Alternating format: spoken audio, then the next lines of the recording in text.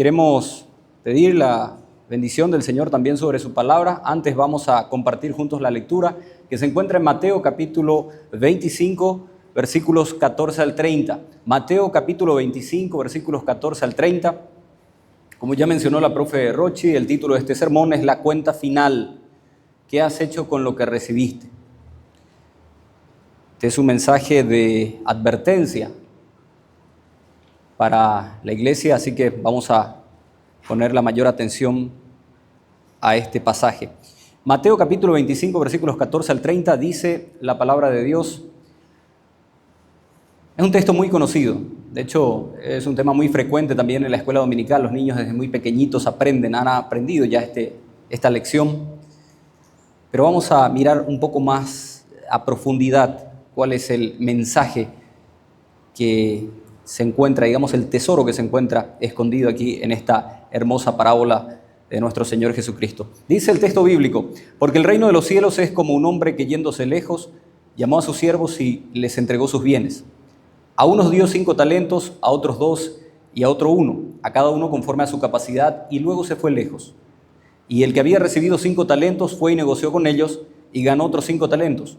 Asimismo, el que había recibido 2 ganó también otros 2. Pero el que había recibido 1 fue y cavó en la tierra y escondió el dinero de su señor. Después de mucho tiempo, vino el señor de aquellos siervos y arregló cuentas con ellos. Y llegando el que había recibido 5 talentos, trajo otros 5 talentos, diciendo: Señor, 5 talentos me entregaste, aquí tienes, he ganado otros 5 talentos sobre ellos.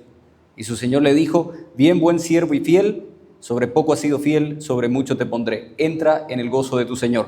Llegando también el que había recibido 2 talentos, dijo: Señor, 2 talentos me entregaste, aquí tienes, he ganado otros 2 talentos sobre ellos. Su señor le dijo: Bien, buen siervo y fiel, sobre poco has sido fiel, sobre mucho te pondré, entra en el gozo de tu señor. Pero llegando también el que había recibido 1 talento, dijo: Señor, te conocía que eres hombre duro, que ciegas donde no sembraste y recoges donde no esparciste. Por lo cual tuve miedo y me fui y escondí tu talento en la tierra. Aquí tienes lo que es tuyo. Respondiendo su señor le dijo: Siervo malo y negligente, sabías que ciego donde no sembré y que recojo donde no esparcí. Por tanto, debías haber dado mi dinero a los banqueros y al venir yo hubiera recibido lo que es mío con los intereses. Quitadle pues el talento y dadle al que tiene 10 talentos, porque al que tiene le será dado y tendrá más, y al que no tiene, aún lo que tiene le será quitado. Y al siervo inútil, echadle en las tinieblas de afuera, allí será el lloro y el crujir de dientes. Que el Señor bendiga su santa y eterna palabra. Vamos a orar juntos. Señor y Padre nuestro, en esta mañana en que nos hemos reunido en tu nombre para celebrar este culto de adoración, queremos pedirte, Señor, la dirección sobre tu bendita palabra. Guíanos, Señor, ilumina nuestras mentes. Guía también al predicador de manera que las palabras que él diga no sean producto de opiniones humanas o pensamientos personales, sino que sea algo que salga de tu corazón, Señor. Sea una enseñanza productiva que traiga resultados al 100% en la vida de esta Grey. Señor, oro por cada uno de mis hermanos. Bendícelos, Señor. Prepara sus mentes, sus corazones. Ayúdanos, ilumínanos nuestra mente de manera que podamos comprender el gran tesoro, la gran riqueza que se encuentra detrás de estas palabras. Porque te lo pedimos en el nombre de Jesús. Amén. Hermanos amados, en Mateo hay 2 grandes sermones de nuestro Señor Jesucristo. Uno es el Sermón del Monte, muy conocido, en los capítulos 5 al 7, y el otro es el Sermón del Monte de los Olivos. Esta parábola forma parte del Sermón del Monte de los Olivos, que se encuentra entre los capítulos 24 al 25. Digamos, el preludio de esta parábola es una advertencia de nuestro Señor. Ellos estaban yendo él estaba yendo con sus discípulos, y los discípulos, ¿verdad?, le estaban mostrando la ciudad, las grandes construcciones, el majestuoso templo. Y el Señor Jesús, antes de asombrarse por toda aquella magnificencia, ¿verdad?, del genio humano, les dijo: de cierto les digo que no quedará piedra sobre piedra, sino todo esto va a ser destruido. Entonces ellos, asombrados, le preguntan: pero Señor, ¿cuáles serán las señales? ¿Cuándo ocurrirán esas cosas? Y Él les describe las señales que iban a venir antes del fin, antes de la venida del Señor realmente, el gran día del Señor. Pero en cuanto al día les dice: nadie sabe el día ni la hora, solamente el Padre.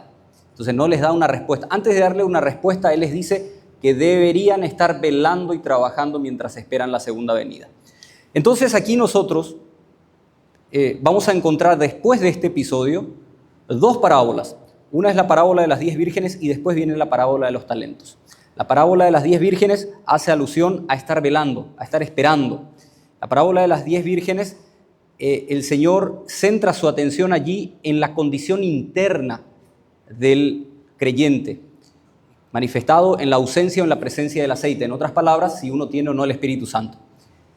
Pero en la parábola de los talentos, el Señor no se centra tanto en la condición espiritual, sino en hechos concretos, en actos de actos del creyente, que obviamente va a reflejar lo que uno tiene interiormente. Es decir, si yo tengo interiormente el Espíritu Santo, eso se va a expresar en trabajo, en servir en la obra. Entonces, noten ustedes, aquí está el perfecto equilibrio de cómo debemos nosotros estar esperando la segunda venida de nuestro Señor Jesucristo. La parábola de las 10 vírgenes nos dice que debemos estar con nuestras lámparas encendidas, con nuestro aceite, ¿verdad? Es decir, el Espíritu Santo. Y la parábola de los talentos nos dice que debemos estar trabajando, o sea, no debemos estar ociosos. El perfecto equilibrio, debemos estar velando y trabajando a la espera del retorno de nuestro Señor Jesucristo. Vamos a entrar a examinar esta parábola juntos. Puesto que la parábola nos dice claramente desde su inicio que está hablando del reino de los cielos, es evidente que el hombre de la historia es Cristo. Y el irse lejos es una representación, ¿verdad?, del tiempo en que Él está ausente aquí en la tierra. Es el tiempo en el que Él vino y en el que Él va a volver por segunda vez. Ese es el irse lejos. El Señor vino a esta tierra, dejó una encomienda, nos dejó a cargo una tarea que hacer y Él va. Entonces, lo mismo que hizo este hombre, ¿verdad?, que dejó, se fue y les entregó a sus bienes, ¿a quiénes? A sus siervos. O sea, aquí ya tenemos más o menos la idea por dónde vamos a transitar. Los siervos, obviamente, son creyentes profesantes, o sea, miembros de la iglesia visible a quienes el Señor ha concedido dones, talentos, recursos para utilizarlos en beneficio o en favor de la iglesia. Los dones, recordemos, son necesarios para la edificación de la iglesia. Entonces, aquí vamos usando los recursos de esta parábola para ejemplificar qué es lo que quiso decir Jesús. Jesús dio una ilustración de cómo es el reino de los cielos y nos está diciendo el reino de los cielos es como un hombre, Jesucristo mismo, que fue por un tiempo, es decir, ascendió a los cielos y va a volver para rendir cuentas. Pero cuando Él fue, ¿qué hizo? Llevó cautiva la cautividad y le dio dones a los hombres, ¿verdad? Le entregó dones a su iglesia. O sea, le entregó talentos. Entonces, van ubicando ya las piezas.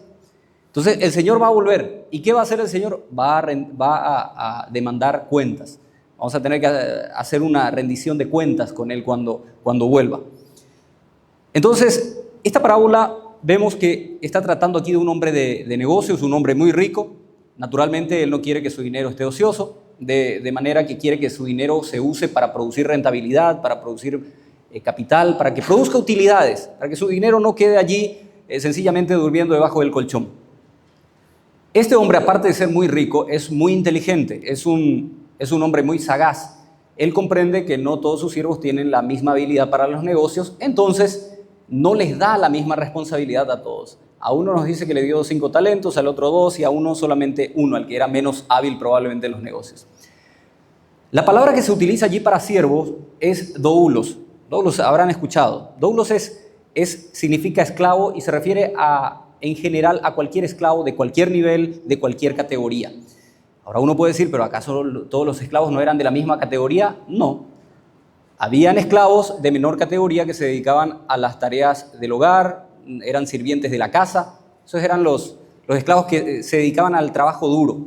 Pero estaban también los esclavos más sofisticados. Estaban entre los siervos, por ejemplo, que podía tener un amo. Habían artesanos, habían gente muy calificada para los negocios, muy preparada en cualquier arte, en cualquier ciencia.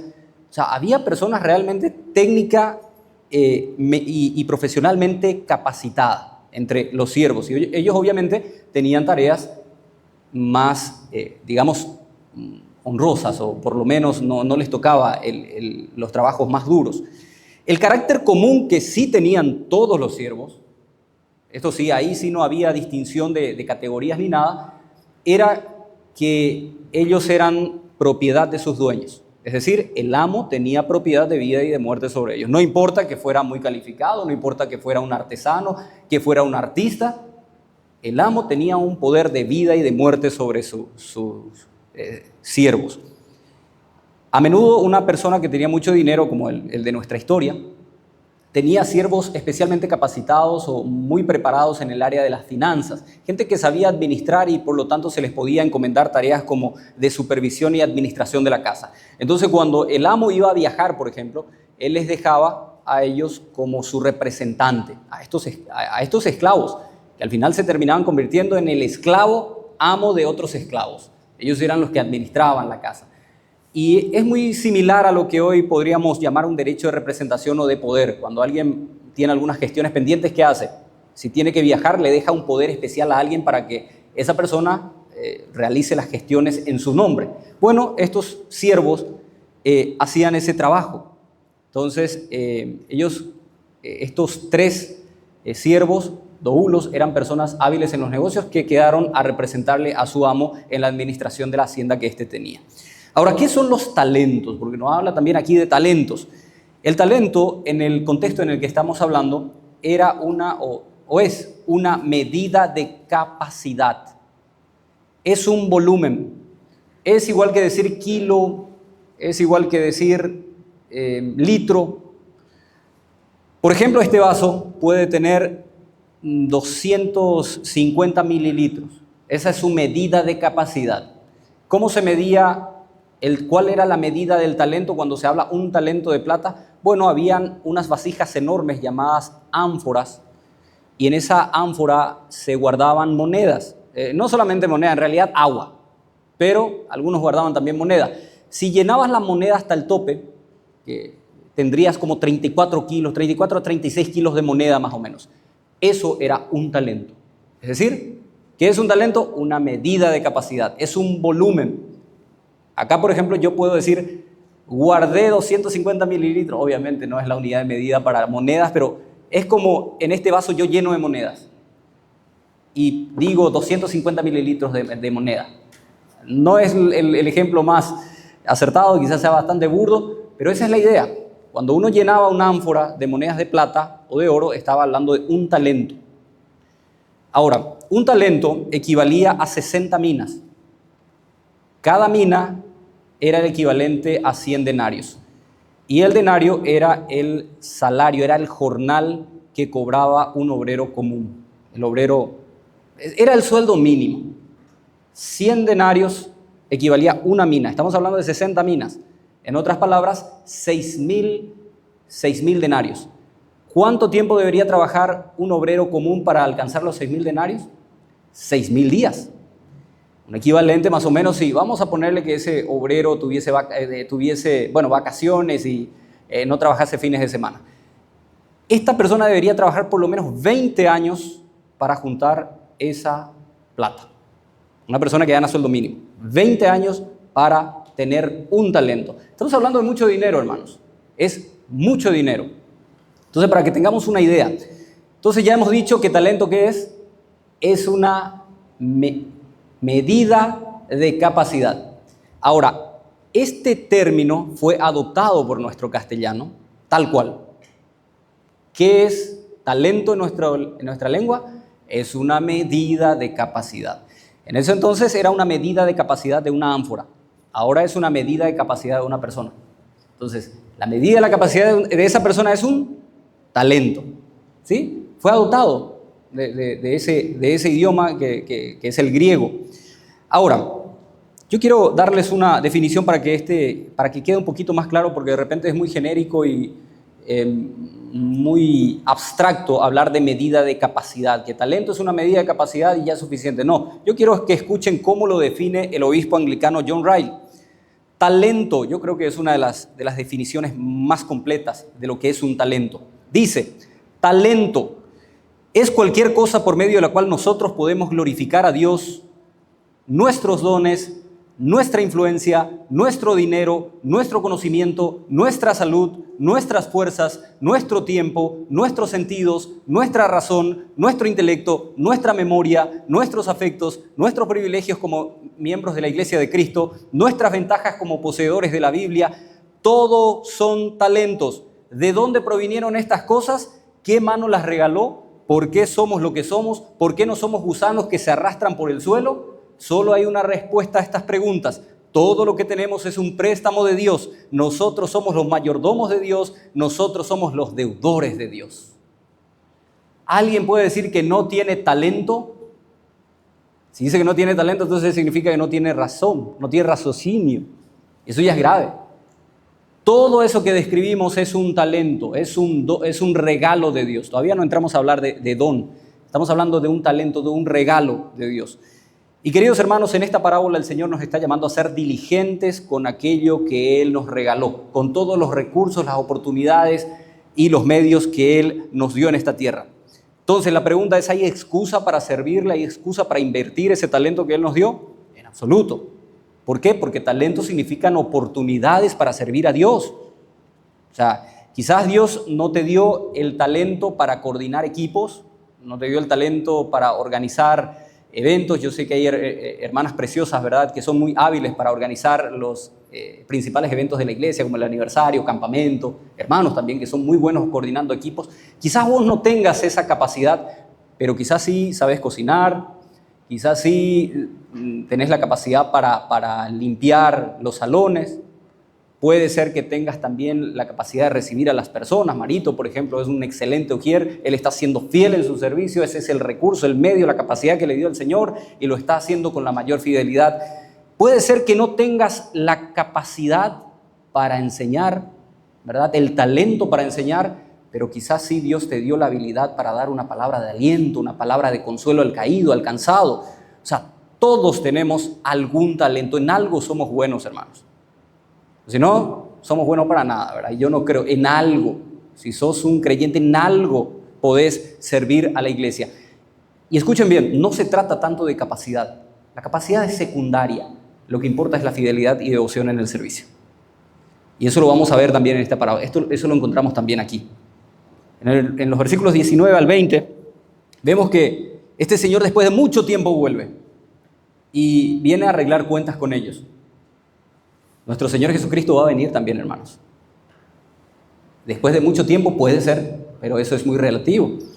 Y llegando el que había recibido, dice, 5 talentos, trajo otros 5 talentos, diciendo, Señor, 5 talentos me entregaste. Aquí tienes, he ganado otros 5 talentos. Este siervo no había perdido el tiempo. Este siervo puso manos a las obras, ¿verdad? O manos a la obra, mejor dicho. Comenzó a planificar, comenzó a interiorizarse acerca de los negocios. Porque cuando nosotros encontramos en el versículo 16, negoció, ese término está ese verbo está en tiempo continuo. Es decir, el tipo trabajó o negoció durante largo tiempo. No fue algo que él encontró un negocio muy lucrativo, ¿verdad?, y que le produjo una rentabilidad del 100%. De hecho, no existe esa clase de negocio. Si alguien le ofrece una rentabilidad más alta del 15%, hermanos amados, probablemente es una estafa. Así que cuídense. Si alguien les dice, no, voy a invertir, si no te preocupes, 50% de ganancia. Mentira, nadie. Eso es imposible en el mercado porque es muy volátil el mercado, ¿verdad? Entonces, este hombre negoció, trabajó mucho tiempo, usó su mente, planificó, identificó oportunidades y formó parte o se integró a muchas empresas comerciales, hizo muchos negocios. El tipo trabajó, el tipo realmente puso empeño y entonces, ¿qué dice él? Bueno, produjo el resultado, el 100%. Además, notemos que aparte de ser capaz esta persona, también pudo establecer una valoración correcta. Él sabía que el resultado que obtuvo nunca lo hubiese podido alcanzar de no ser porque el amo le hubiese dejado esa cantidad de dinero. Noten lo que dice en el versículo 20. Señor, 5 talentos me entregaste. O sea, él reconoce de dónde vino. Él sabe que lo que consiguió fue solamente porque antes recibió algo. Él recibió 5 talentos. La implicación aquí es bastante clara para nosotros, hermanos. Ninguno, escuchen bien, ninguno de nosotros tiene motivo para jactarse de entre comillas, sus logros, porque no tenés nada que no hayas recibido. Dios fue quien te dio esos talentos.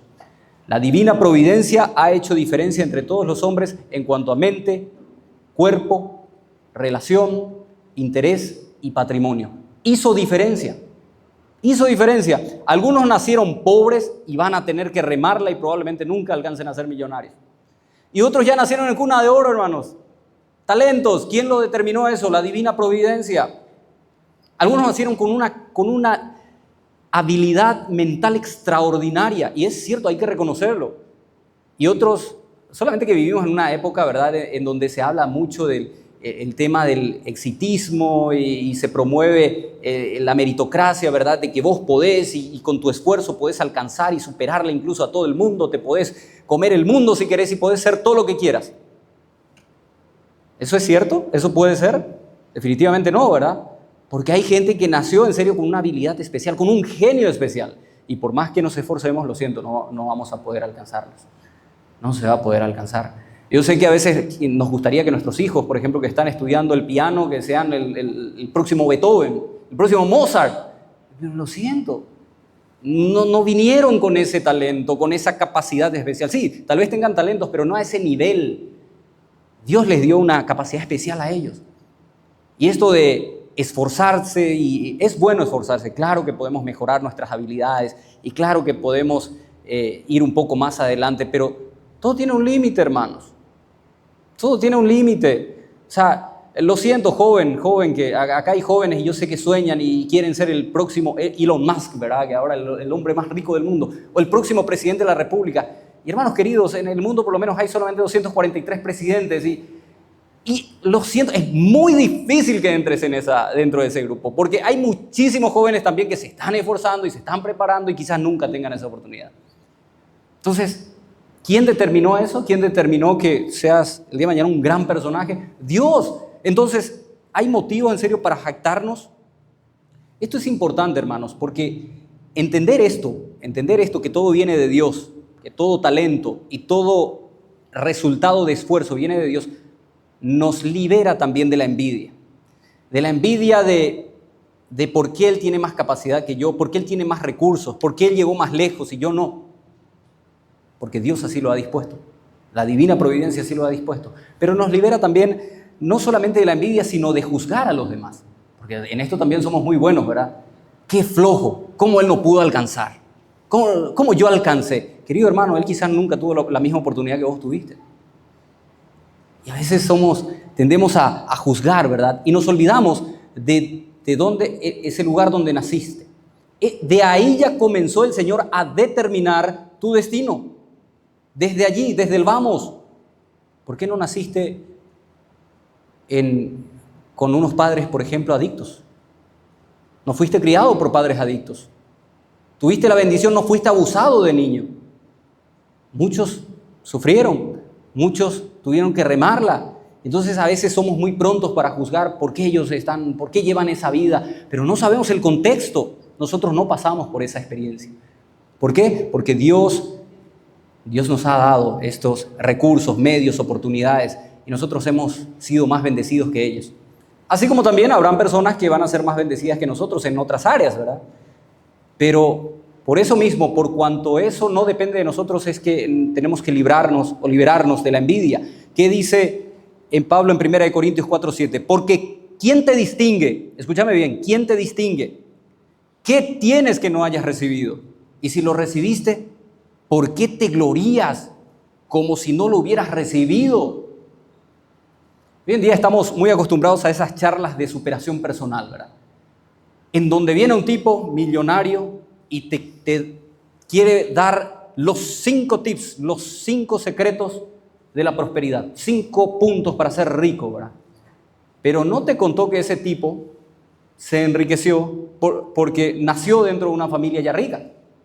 O no te contaron que ese tipo se enriqueció justamente a través de sus charlas, ¿verdad? Vendiendo libros, produciendo materiales. En otras palabras, vos le enriqueciste, ¿verdad? Pero no te cuentan esas cosas. Pero ellos tienen el secreto para la prosperidad. Hermanos queridos, Dios es quien concede los dones, las oportunidades. Eso no significa que debamos cruzarnos de brazos. Esta no es una prédica fatalista, ya hemos hablado de eso cuando estudiamos Eclesiastés. No es fatalismo, hermanos, no es que las cosas van a ser como tienen que ser y bueno, me cruzo de brazos y dejo que la cosa fluya. No, todo lo que te viniere a mano hacerlo según tus fuerzas, hazlo. Esforzate por ser mejor y esforzate por alcanzar aquello que de alguna manera hay en tu corazón y en tu mente. Pero primero consultarle a Dios si eso viene de Él realmente. ¿Será que eso viene de Dios? Consultalo. Y si viene de Él, bueno, Él te va a abrir caminos, Él te va a prosperar seguramente. Pero ahora, si no salen las cosas como querés, no te preocupes, no te frustres. No te frustres. Hay miles y millones de factores que no controlamos. Podés esforzarte mucho para, un atleta puede esforzarse muchísimo para llegar a una olimpiada y de repente, ¿verdad? A un mes se cae y se rompe. Chau, terminó el sueño. Y eso le puede pasar a cualquiera. De repente caes enfermo y se fueron. ¿Dónde están tus sueños? Terminó. Entonces, hermanos queridos, esto tiene que alertarnos. Como dice Eclesiastés, el caballo se alista para el día de la batalla, pero es Jehová quien concede la victoria. Podés prepararte, está muy bien, hacelo según tus fuerzas, pero siempre acordate que los resultados están en manos de Dios. Ahora, noten ustedes, hermanos, los cristianos, con sus diferentes capacidades, oportunidades, recursos, pueden y van a producir resultados diferentes, pero pueden trabajar con la misma fidelidad y la misma devoción. Y acá está el cuid de la cuestión, como dicen algunos.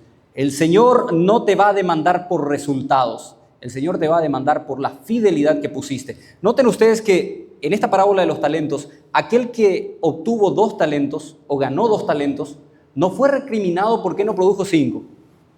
¿Notaron ustedes eso? Recibió el mismo elogio de parte del amo. Le dijo, bien, buen siervo fiel, en lo poco has sido fiel, sobre mucho te pondré. Al que produjo 5, le dio el mismo elogio. Bien, buen siervo fiel, sobre poco has sido fiel, sobre mucho te pondré. ¿Por qué? Porque ambos tuvieron el mismo resultado. Ambos produjeron al 100%, el famoso 100 por 1. ¿Por qué? Porque ambos fueron igualmente fieles. Y acá está el tema. En la fidelidad. Hermanos queridos, yo no soy un predicador de masas y probablemente nunca voy a ser, yo no voy a ser el próximo Billy Graham. Y soy bien consciente de eso. Yo no voy a predicar la masa, no voy a predicar en un estadio con multitudes, porque no tengo ese talento y no tengo esa capacidad. Y puedo esforzarme muchísimo y puedo pasarme hincado orando 4, 7, 8 horas. Pero el Señor me ha dado una responsabilidad que tiene un límite. Él no me ha dado 5 talentos, me ha dado 1. Por lo tanto, Él espera de mí 1 más. En otras palabras, espera que yo sea 100% fiel en aquello poco que Él me ha dado. Y quiero que piensen en esto. Hay predicadores que tienen mega iglesias y todo el mundo era vadeando por esas personas y cómo quiero ser como él. Hermanos queridos, yo preferiría ser un humilde predicador del campo, pero que sea un verdadero hombre de Dios. Un humilde predicador que tenga una congregación de 5 o 6 miembros, pero que realmente ame a Dios, porque eso es lo que Dios me va a demandar. Bueno, parece que ahí está. Eso es lo que Dios me va a demandar. La fidelidad, la devoción, la entrega en el servicio. Los resultados están en manos de Él. Eso yo no controlo. Pero yo tengo que tengo que ser fiel en aquello que Él me ha dado. Aquí nosotros vemos entonces que no se trata de cantidad, se trata de ¿qué? De fidelidad en el servicio. El versículo 21 nos dice que su Señor le dijo, bien buen siervo fiel, sobre poco has sido fiel, sobre mucho te pondré. Y esto le encanta a la gente, ¿verdad? Porque la gente piensa, bueno, ahora tenía poquito, pero como estoy siendo fiel y me voy a esforzar más, el Señor me va a dar mucho más. Y es cierto, el Señor puede darte más responsabilidades, Pero recordemos que nuestra tarea no termina acá en la tierra. Nosotros vamos a seguir sirviendo al Señor en la gloria, hermanos. ¿No me creen? Vayan a Apocalipsis 22:3. Y esto no es para desanimarlos, porque todos aquellos que sirven al Señor saben que hay gozo, hay plenitud, hay satisfacción el servir al Rey de Reyes. No hay mayor satisfacción que uno pueda tener, hermanos. Aquellos que sirven al Señor saben de lo que estamos hablando. Y aquellos que no sirven, bueno, pues seguramente piensan que sea una carga. Y no, hermanos, es una satisfacción. Noten lo que dice Apocalipsis 22:3. Y ya no habrá más maldición, y el trono de Dios y el Cordero estará en ella, y sus siervos, ¿qué cosa? Le servirán. Entonces, vamos a seguir sirviendo al Señor allá en la gloria. De las muchas cosas que va a hacer el cielo, hermanos queridos, yo les puedo garantizar que aburrido no va a ser. Algunos piensan que, bueno, vamos a estar allá en la gloria, ¿verdad? Y con una palmerita, una palmera, ¿verdad? Y gloria a Dios por las alturas y así. Hermanos queridos, nos dice que vamos a trabajar. Vamos a trabajar. ¿Por qué? Porque el trabajo es una bendición. ¿Cuál es lo que es la maldición? Entonces, algunos dicen, no, el Señor maldijo luego, es una maldición que vino después. Querido hermano, Adán trabajaba estando en el Edén. El trabajo es una bendición. ¿Cuál es la maldición? El dolor del trabajo. El dolor del trabajo. Eso que te esforzás y te estresás y te cansás, eso, y que te cargas y no puedes dormir por las noches porque estás tan lleno y porque te maltrató tu jefe y porque te mandó a la China. Eso es el castigo de la caída del hombre. Eso sí es maldición. Cuando estás en un trabajo que odias, no me gusta hacer lo que hago. Eso sí es la maldición producto de la caída del hombre. No producto de ustedes, hermano, producto de la caída. Algunos se esforzaron, trabajaron, estudiaron muchísimo, ahora son cajeros de supermercado. No es que el trabajo sea deshonra, pero es la verdad.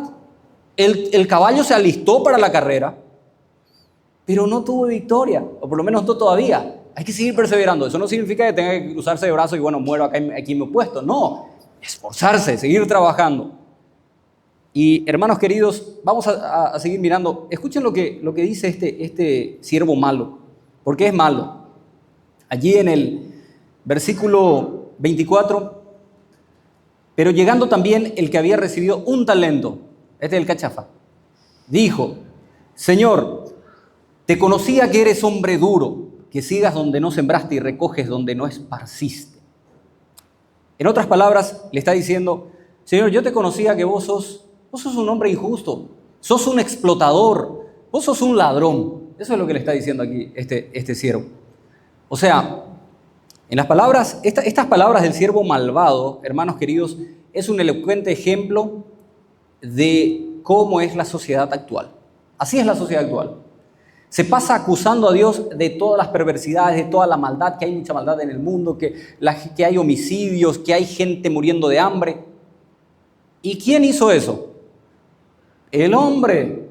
Es el hombre quien propició todo eso. No, pero nosotros le culpamos a Dios.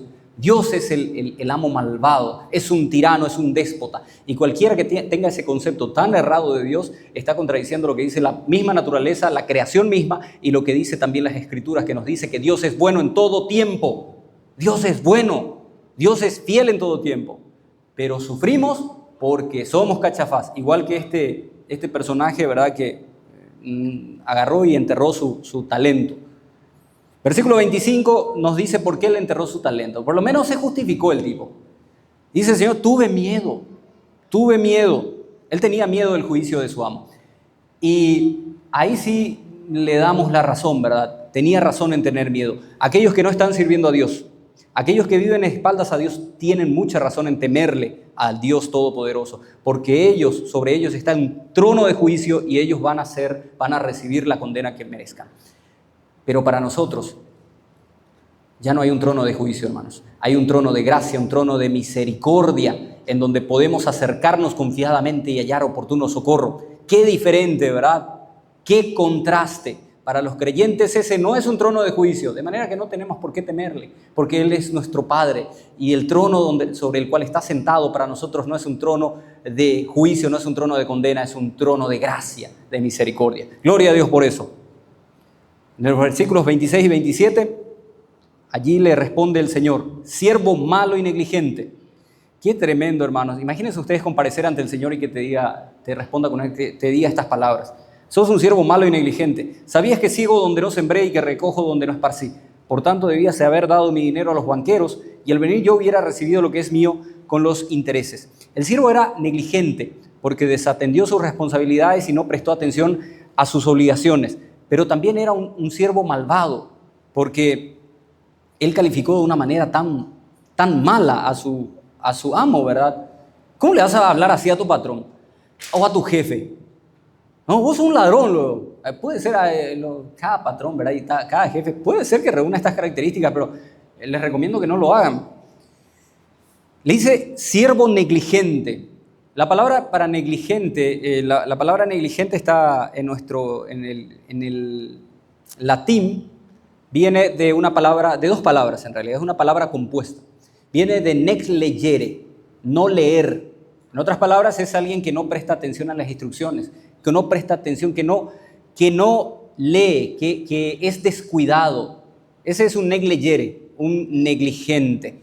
Nosotros en nuestra jerga también aplicamos esta palabra para aquellos que actúan de manera descuidada o alocadamente. Nosotros le decimos peando ley, ¿verdad? Do ley, bebe tipo. Negligere, es un negligente, es un descuidado. De allí viene esta palabra. El siervo infiel, entonces, queridos hermanos, y algo muy importante, este siervo infiel, algunos pudieran pensar que se refiere a ateos, a los agnósticos, a la gente pagana ya del mundo. No. ¿A quién se está refiriendo? Se está refiriendo a creyentes o a personas que profesan a Cristo. Personas que están viniendo a la iglesia y dicen, yo creo en Cristo, pero que no están comprometidos con Cristo. Y vamos a ver por qué decimos que no está comprometido con Cristo, porque después viene la gran sentencia. Le dice el versículo 28, quitadle pues el talento y dadlo al que tiene 10 talentos. Porque al que tiene le será dado y tendrá más, y al que no tiene, aún lo que tiene le será quitado. Como escribe el doctor Lacueva, y lo cito, dice, el que no quiere aprovechar las ocasiones para obrar el bien cuando puede, suele ser castigado con la pena de no poder obrarlo después en la medida que quería. O sea, pensemos por un momento en aquel joven que dijo, bueno, cuando termine mi carrera voy a servir al Señor. O voy a servir al Señor cuando crezcan los niños. O cuando me jubile. Y de repente cuando quería servir ya no tenía capacidad, o porque cayó enfermo, o porque ya no tiene fuerza en las piernas, ya no tiene el mismo vigor. Yo he escuchado de personas ya de edad que se reprochaban a sí mismos diciendo, ¿cómo me hubiese gustado hacer también? Pero no puedo, ya no puedo. Ojasama la año, ya ojasapama, ya no pueden. Entonces ya no pueden hacerlo en la medida que podían. Y otros sí que ya no pueden porque, bueno, partieron. Cuando termine la carrera, ¿y quién sabe? ¿Y quién te dijo que vas a terminar la carrera? ¿Quién te dijo que vas a contar con el día de mañana? Entonces, ¿cuándo es el tiempo del servicio, de servir al Señor, de servir a su iglesia? Es hoy. Y uno puede decir, pero servir a la iglesia, hermanos queridos, y atiendan bien esto, el Señor no necesita de nuestros talentos, de nuestros recursos, ni de nuestro dinero, pero tus hermanos sí. Mírale a tus hermanos, ellos sí necesitan, ellos necesitan de tu talento, ellos necesitan de esa capacidad, de esa habilidad especial que vos tenés, ellos lo necesitan, y si lo haces para ellos. Entonces, como dice Proverbios 10:5, ¿verdad? El que recoge en el verano es hombre entendido, pero el que duerme en el tiempo de la siega es hijo que avergüenza. No dejemos pasar el tiempo, queridos hermanos. No dejemos pasar el tiempo oportuno, el kairos, porque ese es un tiempo muy escurridizo. Y antes de que te des cuenta, se te habrá ido. Y ya no habrás tenido la oportunidad para servir. Como decía nuestro Señor Jesucristo allí en Juan, me es necesario hacer las obras mientras el día dura, porque la noche llega en que ya no se puede hacer nada. Entonces, antes de que llegue la noche, antes de que llegue el invierno de tu vida, este es el momento de comprometerte con el Señor y con su iglesia. Aquellos verdaderos creyentes, ¿verdad? Se sienten tan impactados, se sienten tan conmovidos por la obra de Cristo que siempre van a buscar oportunidad para servirle. Siempre van a querer encontrar una oportunidad para servirle. Porque ahora se viene la gran advertencia. Uno ya le quitó lo del talento. Porque los talentos también, hermanos queridos, las habilidades también se atrofian si no se ponen en funcionamiento. Pensemos por un momento en alguien que aquí sabe cantar. Talento escondido, ¿verdad? Yo una vez quise cantar, pero yo por lo menos no tengo ese talento. El Señor no me va a demandar eso. Pero seguro que hay alguien que sabe cantar aquí, ¿verdad? Y está dejando pasar el tiempo. Ojeyágena. Entonces también los talentos que no son ejercitados se atrofian, ¿verdad? Y se va perdiendo. Pero aquí viene la gran advertencia para aquellos que no están sirviendo y que no les interesa lo de servir. echadle en las tinieblas de afuera. Allí será el lloro y el crujir de dientes. Recordemos que en el Nuevo Testamento tinieblas es ausencia de Dios. Dice claramente allí en 1 Juan que Dios es luz y no hay ninguna tiniebla en él. Entonces, la ausencia de esa luz es la ausencia de Dios. Es vivir apartado de Dios. Por lo tanto, esto representa el infierno. En otras palabras, este siervo malvado era un hombre de iglesia, venía, participaba, pero nunca sirvió. Y hay una frase que repite a menudo, que le gustó mucho a mi hermano José Cano, ¿verdad? El que no vive para servir, no sirve para vivir. Lo dijo la Madre Teresa de Calcuta, por cierto, después me enteré. Pero es una frase interesante. No sirve para vivir. O sea, el Señor que nos ha demandado, el Señor que nos va a demandar, el servicio, ¿qué hicimos? Cuando comparezcamos ante Él no nos va a decir, no nos va a preguntar, hermanos, y ¿qué tal tu vida de oración? ¿Qué tal es tu vida? ¿Qué va a preguntar el Señor? ¿Le diste un vaso de agua? ¿Te fuiste a visitarle a los enfermos?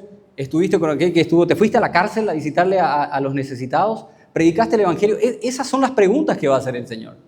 Esas son las preguntas. ¿Qué hiciste con lo que se te dio finalmente? Hermanos queridos, cuidado entonces. Cuidado que si no estamos sirviendo, puede ser que estemos camino al infierno. De alguna manera tenés un talento y se queda en talento. Pero si sos un verdadero creyente, ese talento es un don. Es un don que tenés. Y ese don te fue dado para la edificación de la iglesia. Ahora, y con esto ya cierro, quiero compartir con ustedes 3 simples consideraciones finales sobre lo que hemos tratado. En primer lugar, todos tienen al menos un talento. Nadie se queda sin talento. Todos, cada uno tiene una capacidad diferente.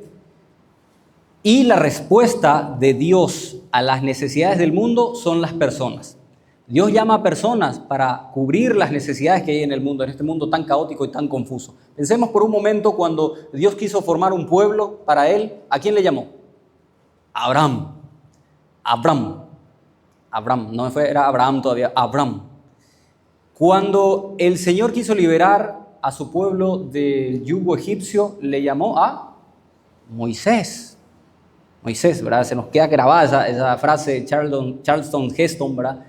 De esa película, perdón, donde dices, Moisés, guía a mi pueblo, Moisés. Yo escuché en la versión español. Y le llamó a Moisés, le llamó a un hombre y le dotó obviamente de los dones y los talentos para que él pudiera llevar adelante esa empresa. Pero también, cuando quiso salvar a la humanidad entera, envió a su Hijo, al Verbo encarnado. Jesucristo vino. Entonces, hermanos queridos, recordemos, nosotros somos extensiones del Padre. Nosotros somos como los brazos, las manos, las palabras, la voz del Padre, para brindar aliento, consuelo, para estar con nuestros hermanos, ir a servirle un vaso de agua, ayudarles. Nosotros estamos para el servicio porque Dios no va a venir, ¿verdad?, como un ángel y mira, hermano, aquí te traigo esta donación porque sé que estás necesitando, porque sé que sos muy fiel. Entonces, ¿a quién va a enviar Dios? Le va a enviar a uno de nosotros, a aquel que responda, a aquel que esté dispuesto al servicio. A ese le va a enviar para que le lleve consuelo o le lleve alguna ayuda monetaria, porque muchas veces no se trata solamente, hermano, estoy necesitando y va a ir el aporte, no tengo dinero, necesito medicamentos. Amén, vamos a estar orando por vos. No, hay que también, ¿verdad?, a veces meter la mano en el bolsillo. Hay que también manifestarnos o expresarnos por medio de actos concretos. Entonces, primero, todos tenemos un talento. Nadie se queda sin talento. En segundo lugar, cada uno decide qué hacer con el talento que Dios le dio, hermanos. Ese talento que Dios te dio, podés usarlo para cosas buenas, pero también para cosas malas. También para cosas malas. A veces vemos nosotros esos rockeros, ¿verdad?, metaleros. El año pasado vino Slipknot, creo que así se pronuncia. Y todo el mundo, ¿no? Esa gente vendió su alma al diablo para tener ese talento, para tener porque ellos son muy buenos con la guitarra, la batería, y realmente son genios en la música, pero vendieron su alma al diablo. Hermanos queridos, el diablo no puede dar dones, el diablo quita dones, pero no da dones. El diablo no da talentos, mejor dicho, porque los dones son de la iglesia, perdón, pero el diablo no da talentos, es Dios quien da los talentos. Entonces estas bandas, estas agrupaciones, ¿verdad?, que le rinden ese talento al príncipe de las tinieblas, se olvidan que eso que tienen es porque Dios les dio. Es Dios quien les dio. Y puede que suene esto un poco hereje, pero no es hereje, hermano. Y por favor no se asusten.